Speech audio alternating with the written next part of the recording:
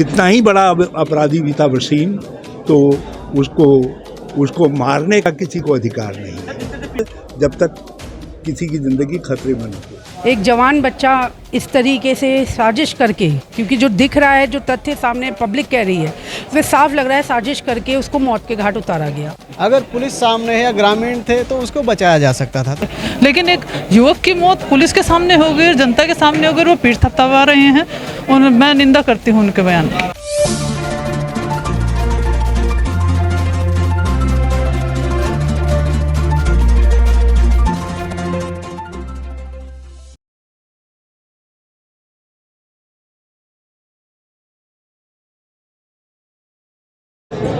मैं एक बाप भी हूँ और एक बेटे के खोने का दुख बहुत गंभीर होता है।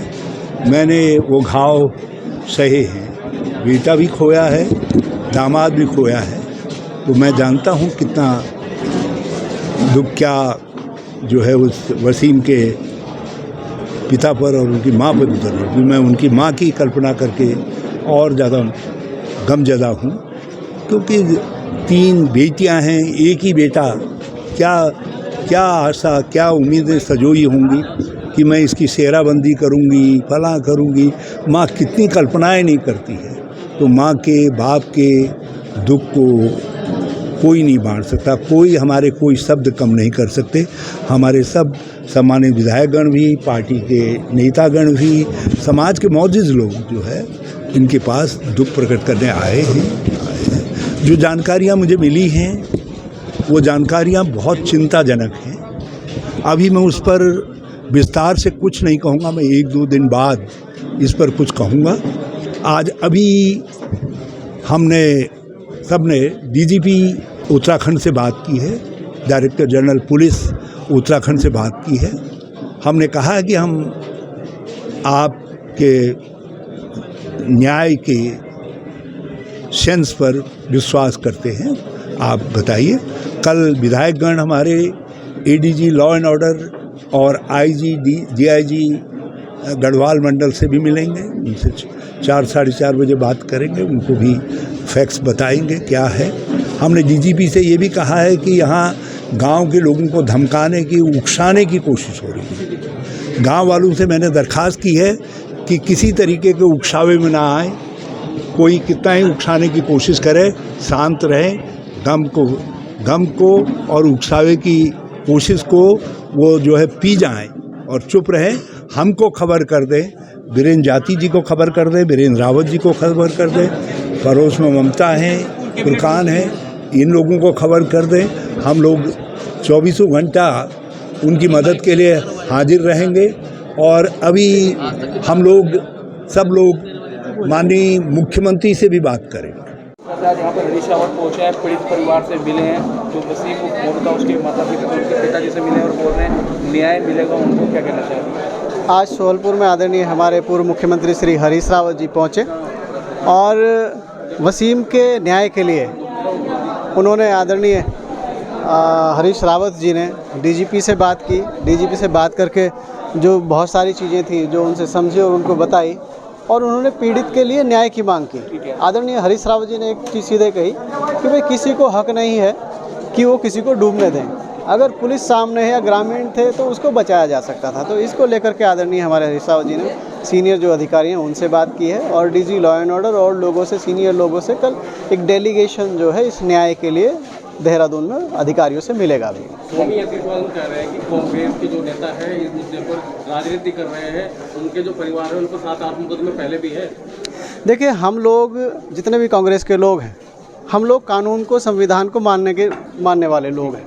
हम लोग संविधान को, कानून को मानते हैं और संवैधानिक दायरे में मैं फिर कहता हूँ, और आदरणीय हमारे हरीश रावत जी ने भी कहा है कि किसी को किसी की जान लेने का अधिकार नहीं है। अगर मैं इस पक्ष में नहीं कोई गलत करे, अगर कोई गलत कर रहा है तो उसके लिए कानून है, उसको सज़ा देने के लिए कानून है। कानून के दायरे में उसको सज़ा दी जाए, कानून के दायरे में उसको सज़ा दी जाए, कानून के दायरे में सज़ा दी जाए। और मेरा एक चीज़ और भी कहना कि भाई इस तरीके की ये जो चीज़ें हो रही हैं, कानून, उत्तराखंड एक शांति प्रिय राज्य है, ये शांति प्रिय ही रहना चाहिए। अच्छा, वो जो मंत्री जी हैं, पूर्व मंत्री जी कल ये भी बोल रहे थे कि भाई मैं पुलिस की पीठ थपथपाऊंगा, उन्होंने बहुत अच्छा कार्य करा है, इस तरह का कार्य। आदरणीय हरीश रावत जी ने अभी कहा कि वो तो पूरे हरिद्वार के स्वामी हैं, बालू के स्वामी हैं, अन्य चीज़ों के स्वामी, वो तो हरीश रावत जी ने भी कहा है। अब इससे ज़्यादा मैं इसमें क्या कहूँ। जी मैम, क्या कहना चाहेंगे इस पीड़ित परिवार से? आज आप मिले हैं, क्या आश्वासन आपके द्वारा दिया गया? बताया जाए डीजीपी साहब से आप मिलेंगे और कल सीएम साहब से मिलेंगे। देखिए, जिस तरह से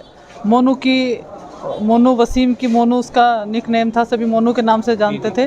वसीम की मृत्यु का अभी राज बना हुआ है, लेकिन जिस तरह से पुलिस के सामने और ग्रामवासियों के सामने वसीम की तालाब में डूब कर के मौत हुई, बड़ा दुखद है। बहुत ही चिंताजनक बात है कि पुलिस के रहते हुए इस तरह से कोई व्यक्ति मर जाए, बड़ा दुखद है। अब कोई पूर्व कैबिनेट मंत्री क्या कह रहे हैं, वो तो कुछ भी कह सकते हैं, वो स्वतंत्र हैं, वो कुछ भी कह सकते हैं। वो कानून में, संविधान में बाबा साहब डॉक्टर भीमराव अम्बेडकर जी में विश्वास नहीं करते। वो तो कहते हैं हम जो कहेंगे वही होगा। पुलिस की पीठ थपथपाते हैं। मैं कहती हूँ कि मित्र पुलिस है, पुलिस की पीठ थपथपाओ अच्छे कार्य के लिए। जो भी अच्छा कार्य करेगा उसकी पीठ थपथपाई जानी चाहिए। लेकिन एक युवक की मौत पुलिस के सामने हो गई, जनता के सामने हो गई, वो पीठ थपथपा रहे हैं, और मैं निंदा करती हूँ उनके बयान की। देखिए यार, ये बड़े स्वामी जी ने पत्रकार वार्ता रखी और आपने सुनी भी। देखिए, स्वामी जी क्या कह रहे हैं क्या नहीं कह रहे हैं, ऐसे व्यक्ति स्वामी नहीं हो सकता।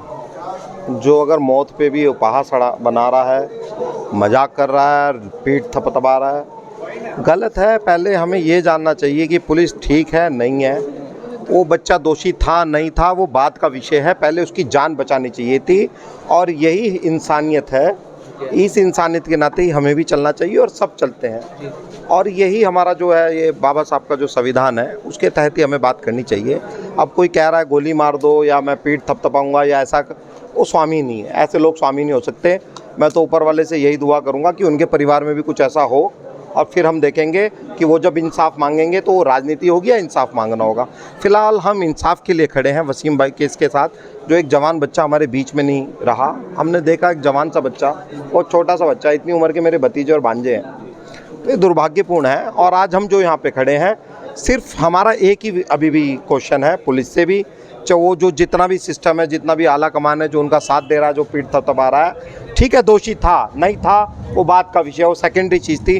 प्राइमरी ये थी कि हमें उसकी जान बचानी चाहिए। आप इनकी लड़ाई लड़ोगे भी या सिर्फ राजनीतिक मुद्दा बन के रह जाएगा खाली? है देखिए यार हम यहाँ पे आए हैं, और आप मेरी बात से भी समझ रहे होंगे, हम यहाँ राजनीति नहीं करना है।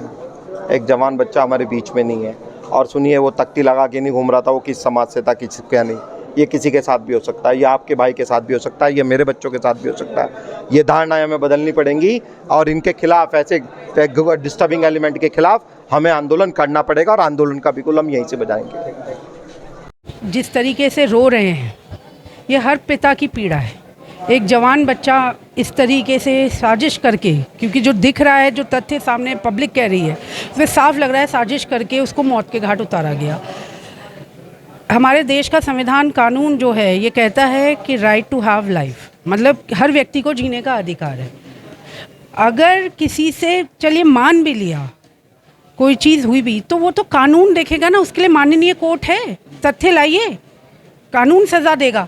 ये थोड़ी ना कि खुद ही जाके जो बचाने वाला है, रक्षक ही भक्षक बन रहा है। तो ये इतना पीड़ादायक है। कौन सेफ है फिर? ना मैं सेफ हूँ, ना मेरे साथ के साथी विधायक सेफ है, ना आप सेफ है, ना ये पब्लिक सेफ है। तो ये जो कृत हो रहा है उत्तराखंड में, देवभूमि उत्तराखंड में, ये बहुत शर्मसार है। और हम लोग आज राजनीतिक पार्टी के रूप में नहीं, हम एक समाज के जिम्मेदार लोगों के रूप में हम सबको खड़ा होना पड़ेगा, रोकना पड़ेगा। नहीं तो ये फिर पूछ के नहीं होगा कि ये इसका घर है या उसका घर है, फिर तो इसकी जब्त में हर व्यक्ति आएगा। तो यहाँ पे जो ग्रामीण थे या फिर आसपास के जो लोग थे, उन्होंने, उनके परिवार के लोगों ने बताया कि पुलिस हमें इस तरह से परेशान कर रही है, मुकदमे दर्ज करे गए हैं। उनकी लड़ाई लड़ने के लिए अभी बिल्कुल आखिरी दरवाजे तक खटखटाना पड़ा तो हम खटखटाएंगे, और जो भी रास्ता उठाना पड़ा, क्योंकि हमारे लिए सबसे बड़ी बात है कि ग्रामीणों के, आम जनता का, सिटीजन है, ये नागरिक हैं इस देश के, इनकी रक्षा करना, इस राज्य की को सेवा देते आ रहे हैं, अन्नदाता हैं। तो हमारे किसान भाइयों को सबको जो है रक्षा करने का हमारा उत्तरदायित्व है। और जिस तरीके से आम नागरिक आज अपने आप को अनसेफ महसूस कर रहा है, ये बहुत दुखदायक है। मैडम, पूर्व कैबिनेट मंत्री ने कल एक बयान और भी दिया कि जैसे अभी रेप की घटना हो रही है, उन्होंने बोले बेटी बचाने का संकल्प हमारे पास है, हम ही धर्म करते हैं, हम ही रक्षा करते हैं। कोशिश को लेकर क्या कहेंगे बेटियों के लिए? उन्होंने इस तरह का बयान दिया है और जिस तरह की घटनाएं देहरादून और कोलकाता में हो रही है। देखिए, मैंने सदन में भी ये बोला, हमें इसमें राज्यों से उठकर बेटी बचाओ बेटी पढ़ाओ का जो नारा भाजपा ने दिया वो खोखला है। और कहीं पर भी बेटी के साथ दुराचार अगर हो रहा है तो उसमें हमें आवाज़ उठानी चाहिए और कड़े से कड़े वो कानून बनाने चाहिए। लेकिन सबसे बड़ी दुख की बात ये है कि आज हमारी सरकार जो यहाँ पर है, राज्य सरकार हमारे राज्य में, वो बेटियों के साथ दुराचार होने पर तो चुप हो जा रही है, मौन हो जा रही है, और एक आम नागरिक को मतलब जो कार्य होना चाहिए वो कार्य नहीं कर रही और जो नहीं होना चाहिए उसको करने में सबसे आगे जा रही है। तो ये दुखदाई है, ये बात को भटकाने की बात है। बात यहाँ पर यह है कि आज जो उस बच्चे के साथ हुआ, उसके पिता को देखो ना कैसे रो रहा है, जैसे ही वो चीख पुकार के कह रहे रोने, वो तो किसी का भी पिता हो सकता है, मेरा पिता भी हो सकता है, किसी का भी पिता हो सकता है। तो ये तो बहुत गलत है।